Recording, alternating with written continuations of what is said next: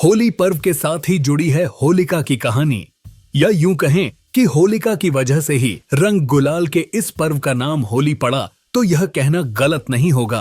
होली को यूं तो बुराई का प्रतीक मानते हैं और होलिका जलाकर बुराई के अंत का उत्सव मनाते हैं, लेकिन सच यह भी है कि होलिका को जलाने से पहले उसकी पूजा की जाती है।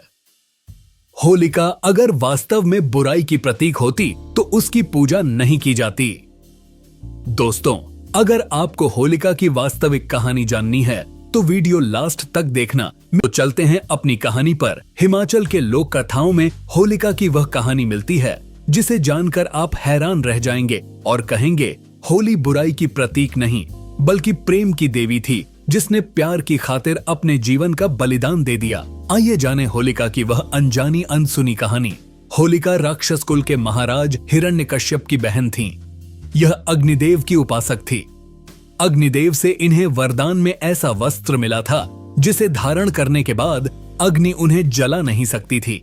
बस इसी बात के चलते हिरण्यकश्यप ने उन्हें यह आदेश दिया कि वह उनके पुत्र प्रहलाद यानी कि होलिका के भतीजे को लेकर हवन कुंड में बैठें।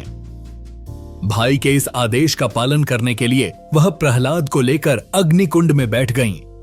इसके बाद ईश्वर की कृपा से इतनी तेज हवा चली कि वह वस्त्र होलिका के शरीर से उड़कर भक्त प्रहलाद के शरीर पर गिर गया।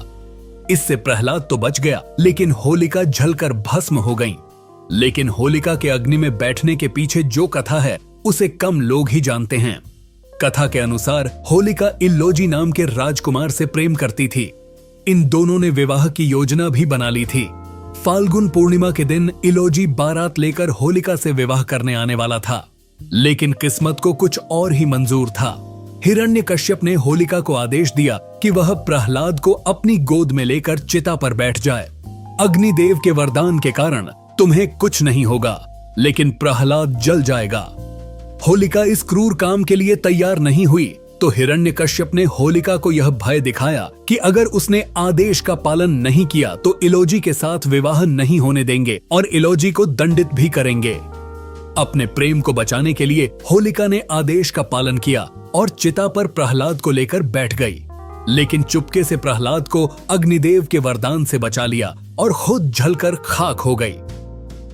इलोजी इन सब बातों से अनजान जब होलिका से विवाह करने बारात लेकर आया तो सामने होलिका की राख देखकर व्याकुल हो उठा और हताश होकर वन में चला गया।